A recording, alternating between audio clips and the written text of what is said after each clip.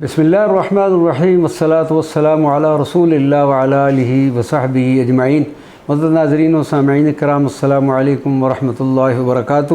والی مصر سلطان صلاح الدین ایوبی کے قتل کا دوسرا منصوبہ۔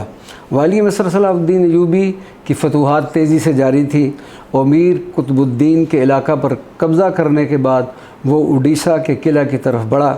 کسی زمانے میں اڈیشہ عیسائیوں کی سب سے مضبوط پناہ گاہ تھی، جسے حاصل کرنے کے لیے سلطان نور الدین زنگی نے اپنے بہت جانبازوں کی قربانیاں دی تھیں۔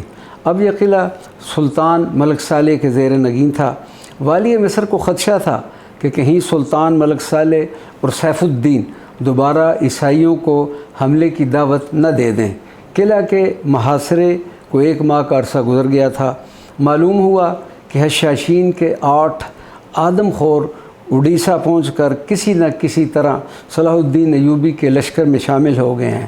1 ماہ کی مسلسل سنگ باری سے قلعہ اڈیشہ کی مضبوط ترین دیواروں میں بڑے بڑے شگاف پڑ گئے تھے اور وہ فتح ہونے کے قریب ہی تھا۔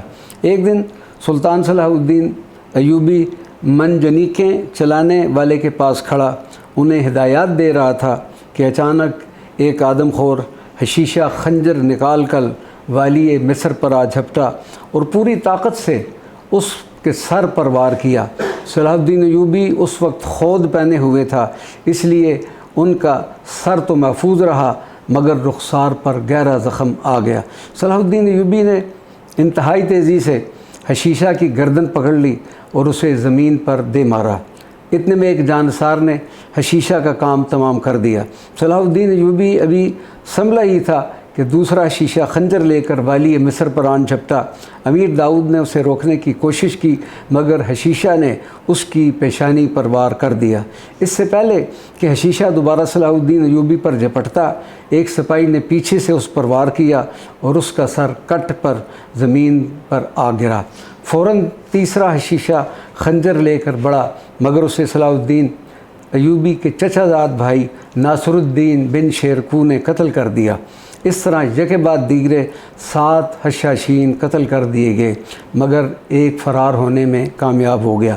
صلاح الدین ایوبی زخمی حالت میں اپنے خیمے میں جا پہنچا اور بے ہوش ہو گیا اور چہرے پر بھی شدید سوجن آنا شروع ہو گئی، اور جب کئی گھنٹوں تک اسے ہوش نہ آیا فوری طبیبوں کو بلوایا گیا۔ بہت غور و فکر کے بعد انہوں نے کہا کہ اس بڑھتی ہوئی سوجن سے اندازہ ہوتا ہے کہ خنجر زہر آلود تھا۔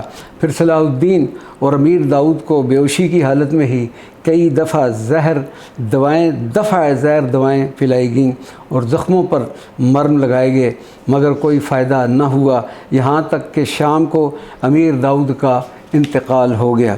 والی مصر صلاح الدین ایوبی کے چہرے کی سوجن بڑھتی ہی جا رہی تھی۔ بالآخر طبیبوں نے انتہائی غمزدہ لہجے میں اس بات کا اعتراف کر لیا کہ زہر مکمل طور پر خون میں سرایت کر گیا ہے اور والی مصر کے بچنے کی اب کوئی امید باقی نہیں رہی۔ زہر کے اثر سے پورا جسم سوجن سے نیلا پڑ گیا تھا۔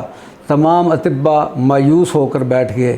وہ رات بھر لشکر ایوبی کے ایک ایک سپاہی پر بہت گراں تھی اور بظاہر صبح ہونا بھی مشکل نظر آ رہی تھی۔